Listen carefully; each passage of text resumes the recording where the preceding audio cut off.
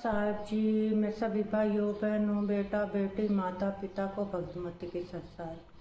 तो आज हम सुनेंगे संत रामपाल जी महाराज की सत्संग में सभी भाई बहन मिलजुल करके इस धरती पर कबीर परमात्मा के रूप में अवतार लिया संत रामपाल जी महाराज ने, और उसकी अमृतवाणी में सभी भाई बहन बेटा बेटी माता पिता मिलजुल कर सुनते हैं सत्संग। सत साहिब जी। परिवर्तन कबीर जी के अतिरिक्त तो कर ही नहीं सकता, या उसका कोई कृपा पात्र संत वो परमात्मा ही भेजता है। तो ऐसे एक परमेश्वर कबीर जी के सत्संग में भगत जाया करता था। उसकी पत्नी ने उपदेश नहीं ले रखा था, वह विरोध करती थी, वो अन्य पूजाएं ही किया करती थी। उसकी पत्नी ने बताया था, उसकी पत्नी इन ज्योतिष वालों पर बड़ा विश्वास रखती थी। वो अपने पति की जन्म पत्री को लेकर एक ज्योतिषी के पास गई, भविष्यवक्ता के पास। उसने उसकी जन्म पत्री देखकर बताया कि तेरे पति की आयु इतने वर्ष है। उसने बहुत जंतर मंत्र भी करवाए कि मेरे पति की आयु बढ़ जाए, ये हो जाए। अब क्या था,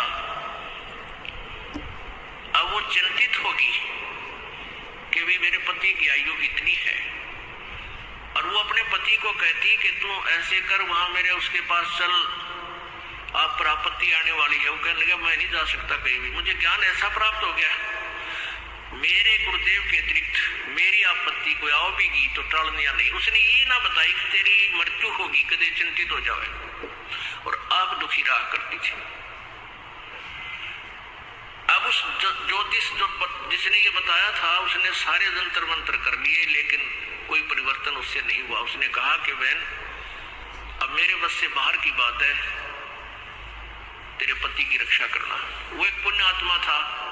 देखो ये जो जन्म पत्रियां हैं, हस्तरेखाएं हैं, ये प्रभु द्वारा लिखी गई कोड वर्डों में हमारे भविष्य है, हमारा प्रारब्ध है। इसको जानने वाला बता तो देगा कि तेरे घर में ऐसा होगा, तेरे इस दिन वर्ष के बाद तेरी मृत्यु होगी, पक्की होगी, और हो जाती है।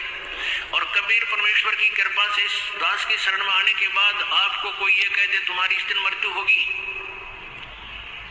और यहाँ का नाम ले लेना फिर नहीं होगी, वो एक्सटेंड होगी। ये वो परमात्मा जो आपकी आयु बढ़ा देता है। तो भक्त सत्संग में जा रहा था। जब वो सत्संग में जा रहा था तो रास्ते में उसी गांव का नगर का एक व्यक्ति मिल गया। वो शराबी कबाबी आदमी, और वो सिनेमा देखने जा रहा था दूसरे उसी शहर में जिसमें वो सत्संग के लिए जा रहा था। पहले पैदल जाया करते थे, साधन नहीं थे, तो दोनों मिलके वहां हम सफर हो गए। एक दूसरे ने पूछा तुम कहाँ जा रहा है, वो कहने लगा मैं सत्संग में जा रहा हूँ। दूसरा बोला तू कहाँ से, पूछा तू कहाँ जा रहा है, मैं सिनेमा देखने जा रहा हूँ, और वहाँ शहर से शराब लाऊंगा, और वहाँ गुटी ला के फिर फिल्म देख के फिर आऊंगा। तो उस भगत से वो कहने लगा, वो शराबी, कि क्या रखा तेरे सत्संग में, कुछ ना रखा वहां पर, ये तो मूर्ख बना रखे तुम इन संतों ने। आजा खान पीन की उम्र है, आ चल मेरे साथ सिनेमा देखेंगे, फिल्म देखेंगे, गुटी लावांगे, होटल में रोटी खावांगे। भक्त ने बोला बस भाई हम तो सत्संग में ही जाएंगे। काफी बात चलती रही, कहता रहा कुछ ना दे रहा भाई, देख हमारे ठाठ देख ले, और कुछ ये सब बकवादे हैं, ये उम्र कौन सी भक्ति करने की है, तो जवान पड़ा है, बुढ़ापे में देख लिए, पर वो नहीं माना भक्त। तो उधर चलते चलते वो रास्ते में उन्होंने पेशाब करने की इच्छा होगी दोनों को। एक राइट साइड में रास्ते से पेशाब करने चलेगा, एक लेफ्ट साइड में। जो शराबी कबाबी था वो पेशाब करने गया, तो वहां क्या देखा, उसने देखा कि वर्षा हो चुकी थी। वर्षा के बाद कुछ मिट्टी हटकर एक मटका था, घड़ा छोटा सा, और उसमें देखा झांक के हाथ हटा टूका मिट्टी, तो उसमें सोने की ईंटें मिली। छोटी छोटी ईंटें होती थी, 100 ग्राम की सोने की ईंटें, वो पहले छोटी ईंटें होती थी, वो 4-5 मिल गई उसमें, यानी 4-5 का मतलब आधा किलो सोना, किलो आधा किलो सोना। आज तो बहुत महंगा है, उस समय सस्ता होते हुए भी कीमत बहुत थी उसकी। वो वापस आया जो लफंडर था, और उधर से भगत आया। भगत ने कहने लगा, देख भाई, आप तो रोज भक्ति करते हो, सत्संग में जाता है, और मैं कद्य भक्ति नहीं करता, ना भगवान बचता, सारा दिन मौज मस्ती मारता हूँ। देख मेरे को ये 4-5 सोने की ईंटें मिली, आजा दिखाऊंगा कहाँ मिली। वो देखा वहां पर वो मटका की इसमें मिली। अब काल तो पूरा जाट डाला है अपने भगत पे, परमात्मा के भगत पे किसी तरह भक्ति छोड़ दे। फिर वो कहने लगा, देख ले तो मान जा निकम्मे, आजा मेरी गेला गुटी छुटी लावांगे, 4 सैर सपट्टे करांगे। उस भगत के दिल में थोड़ा सा कच्चापनता आ गया, थोड़ा सा। और वो चलते चलते क्या था, जो चल रहे थे और रास्ते में उसके पैर में कांटा लग गया। ये बातें क्योंकि उसका ध्यान बट गया थोड़ा सा, वो कांटा लग गया और कांटा लाग के अंदर ही टूट गया। अब उसने सोची, वो कह रहा, देख अब क्या करी रक्षा तेरे गुरु जी ने, यो कांटा भी लग गया तेरे।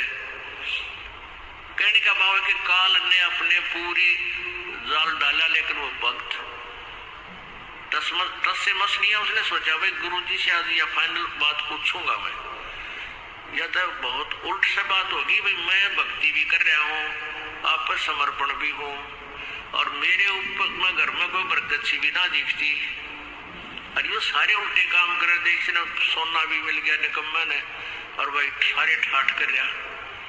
तो ये मन में सोच के गुरु जी के पास आ गया। अब गुरु जी ने पूछा, बेटा क्या बात है, बहुत उदास नजर आ रहा है। वो कहने लगा, गुरुदेव वैसे तो आपके दास को आपके ज्ञान में कोई त्रुटि नजर नहीं आती, हो सकता है मुझ दास में कोई त्रुटि हो, जिस कारण से मैं आपसे लाभ प्राप्त नहीं कर पा रहा। प्रभु वो सारी कहानी बताई कि परमात्मा एक नंबर का निकम्मा आदमी हमारे गांव का, दारू वो पीवा, बकवाद सारी करे, फिर फिल्म देखा, वो मैंने रास्ते में मिल गया, और उसको रास्ते में एक सोने की 4-5 ईंटें मिली, आधा किलो सोना, और मेरे पैर में कांटा लग गया।